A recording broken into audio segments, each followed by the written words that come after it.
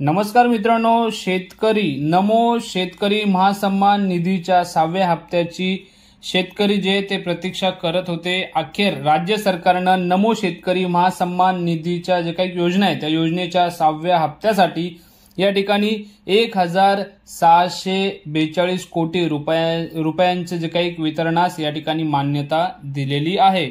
नमोच्या हप्त्याची जी काही प्रतीक्षा आहे शेतकऱ्यांना होती आणि त्याचबरोबर प्रतीक्षा करणाऱ्या शेतकऱ्यांच्या बँक खात्यावर लवकरच निधी वितरित करण्यात येणार आहे। याबद्दलचा जो काही शासन निर्णय आहे तो राज्य सरकारनं बुधवारी दिनांक 26 तारखेला या ठिकाणी प्रसिद्ध केला आहे। राज्य सरकारनं 2023च्या अर्थसंकल्पात या ठिकाणी पंतप्रधान किसान सन्मान निधी योजनेच्या धर्तीवर नमो महासन्मान निधी योजना या ठिकाणी राबवण्याची घोषणा केली। या योजनेतून 3 समान टप्प्यात जसे की वार्षिक 6000 रुपयाची जी काही मदत या ठिकाणी देत म्हणजेच 4 महिन्याला 2000 रुपये शेतकऱ्यांच्या थेट बँक खात्यावर या ठिकाणी जमा केले जातात। आतापर्यंत या योजनेतून 5 हप्ते जे या ठिकाणी वितरण करण्यात आलं आहे।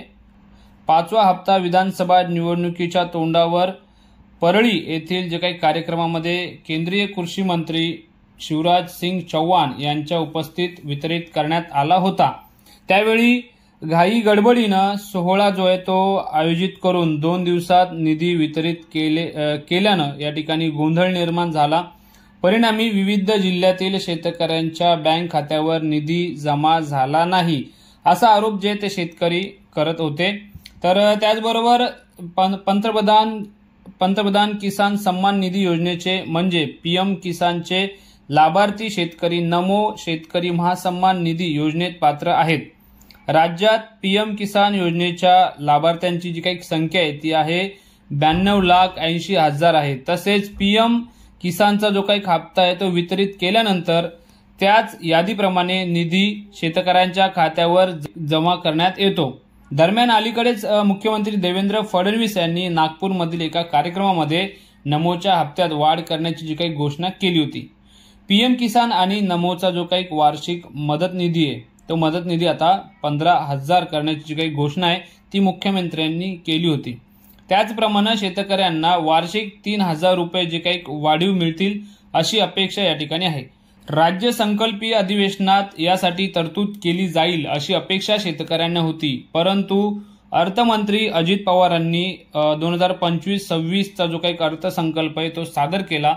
मात्र या अर्थसंकल्पात नमोच्या वाढीव निधी तरतूद करण्यात आली नाही। शेतकऱ्यांचा मात्र यावरनं बिरमोड झालाय आणि एकंदरीत शेतकरी जे ते नाराज झालेले आपल्याला पाहायला मिळतात।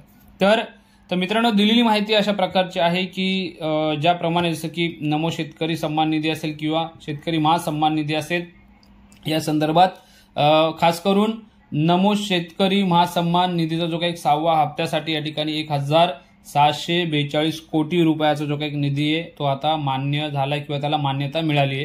तर माहिती कशी वाटली हे कमेंट बॉक्समध्ये नक्की कळवा। जर माहिती आवडली असेल तर शेअर करा आणि चॅनलवर जर तुम्ही नवीन असाल तर चॅनलला सबस्क्राईब करा। तर पुन्हा भेटू अशा एका माहितीपूर्ण व्हिडिओ सोबत। नमस्ते, जय हिंद, जय महाराष्ट्र।